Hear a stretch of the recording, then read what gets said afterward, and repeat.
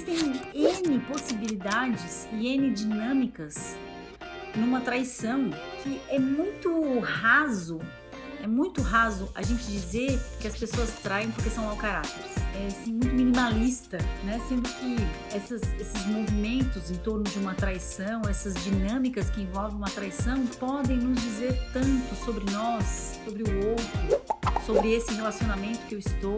É uma pena que a gente seja ainda tão limitado em relação a isso. Às vezes o marido trai a esposa quando ele troca a esposa pelo trabalho, pelos amigos, por um vício, algum comportamento muito compulsivo. E às vezes a mulher também trai o marido, também quando ela escolhe outra coisa, aonde colocar a libido dela, né? Às vezes são os filhos. Tem mulheres que depois que viram mães, deixam de ser mulher, passam a ser mães. Às vezes é o trabalho, às vezes é a sua família de origem.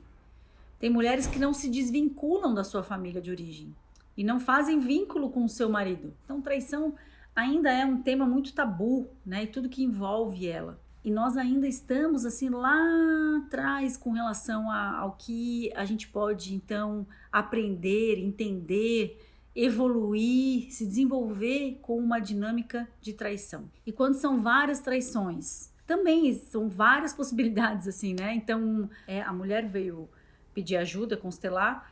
Ela tá 45 anos casada e durante todo esse casamento ela foi traída pelo marido. Mas o marido nunca se envolveu com nenhuma. Ele teve várias mulheres, várias traições. Ele ia lá, traía e voltava.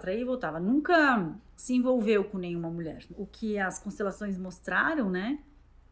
Foi que essa mulher, nunca ocupou o lugar de mulher, a mulher dele. Ela sempre ocupou o lugar de mãe. Tem relações que são relações incestuosas, né? É o homem que não vira homem, que fica menino e casa com a mãe. E a mulher que ocupa o lugar da mãe ao invés do lugar da mulher. O que acontece? Todas essas mulheres que ele se envolveu ao longo desses 45 anos estavam ali a serviço dela. Porque talvez se ele não tivesse essas relações fora do casamento, ele também já teria se separado há muito tempo. Porque eles não tinham nem vida sexual. Era uma relação assim, mãe e filho. Então percebe que às vezes a gente pode olhar assim, né? Assim. Não, traiu é cafajeste, traiu é mau caráter. Pode, é uma escolha, né? Eu não tô aqui para falar o que é certo e o que é errado. Eu tô aqui para falar que o que é possível para umas pessoas, o que não é possível para outras. Para essa querida hoje, essa senhorinha que foi constelar, foi possível para ela olhar para todas essas mulheres e entender que essas mulheres estavam a serviço dela e que essa foi a dinâmica que sustentou esse casamento durante 45 anos. Isso foi possível para ela. Talvez para outra mulher não seja possível e tá tudo bem.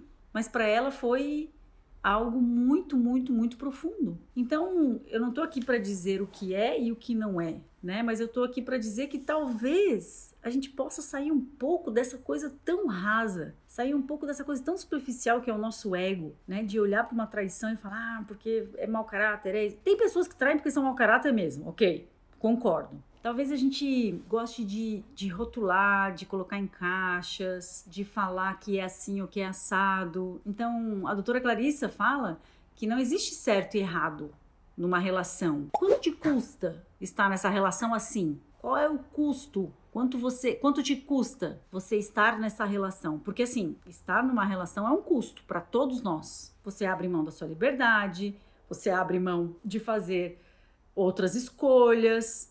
A gente abre mão de um monte de coisa. Estar numa relação tem um custo. Acontece que às vezes esse custo começa a ficar muito alto. Às vezes a gente paga, esse custo custa a nossa saúde, a nossa vida, a nossa saúde emocional e psíquica, né? A gente adoece, a gente deprime, a gente desenvolve doenças psicossomáticas, faz um câncer. Então percebe, algumas mulheres pagam com a própria vida para estar numa relação. Quantos feminicídios a gente vê acontecendo? Quanto te custa estar nessa relação? Então, enquanto o custo for possível, a relação acontece. Tem uma hora que o custo começa a ficar muito alto. E aí você vai ter que fazer uma escolha. Assim, de vez em quando a relação custa paz, né? De vez em quando eu fecho uns pau aqui com meu marido, né? E assim, a gente tem ciclos, porque a relação ela é cíclica.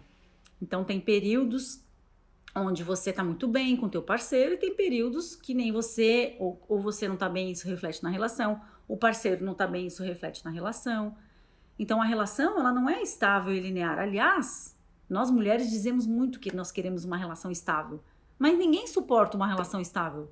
Uma relação estável é uma relação igual a vida inteira. Uma relação igual a vida inteira é broxante. Ninguém quer uma relação igual a vida inteira. A vida vai ficando morna, vai ficando previsível, vai ficando chata. Você perde o tesão naquilo que é igual sempre. A rotina mata os relacionamentos. Acaba, mina com a relação. Mina com o desejo, com a libido, com tudo. É muito importante que a gente entenda que as relações, elas têm ciclos, né? Assim como a natureza. Tem primavera, tem verão, tem outono, tem inverno, tem seca, períodos de frio, períodos de distanciamento, tem períodos de calor, aquecimento, florescimento, abundância, tem períodos de escassez. Essa é a natureza de uma relação. Então, às vezes, nesses períodos mais turbulentos, de fato, custa a nossa paz. Mas ainda assim, por quanto tempo, né, é possível viver aquilo com esse parceiro nesse momento? Não é? Quanto tempo você vem vivendo, então, nessa turbulência? Talvez o que eu gostaria de colocar, né, é que talvez a gente possa ir um pouquinho além daquilo que é visível, daquilo que é aparente, de olhar só com esses olhares ou com essa pulsão do nosso ego, né, de que fui traída e fica só no ato, querendo saber quem é a mulher ou quem é o homem, se é mais baixa, se é mais magra, se é mais velha, mais nova, mais gorda, mais magra, o que faz, o que não faz. Esses detalhes não vão mudar em nada o fato da traição.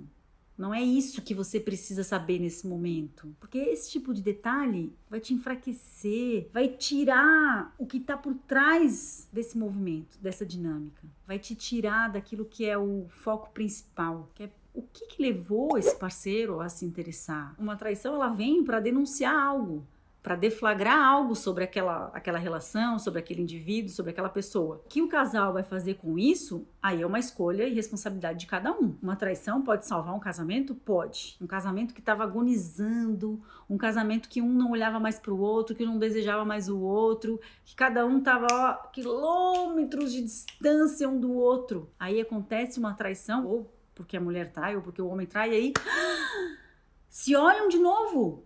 Como homem e mulher, aí, meu Deus do céu, passam a desejar de novo, aí começam a transar, como não transavam há 10 anos, ou como nunca tinham transado antes na relação. E eu estou falando isto porque é o que eu observo, o que eu vejo no meu trabalho, que é o que acontece. Na iminência de perder o outro, ou de saber que o outro está desejando outra, ou que a minha mulher está desejando outro, eu passo a desejar como nunca desejei essa mulher ou este homem. Então, às vezes, uma traição, ela vem para salvar um casamento. Agora, às vezes, ela vem para salvar os dois indivíduos. Ou seja, olha, faz tempo que vocês estão aqui infelizes, né, empurrando com a barriga essa relação. E aí um talvez não tenha coragem de chegar pro outro e falar, ó, não aguento mais. Aí vai lá, trai, ainda deixa evidências, assim, na cara do outro para que o outro descubra e mande ele embora. Ou mande ela embora.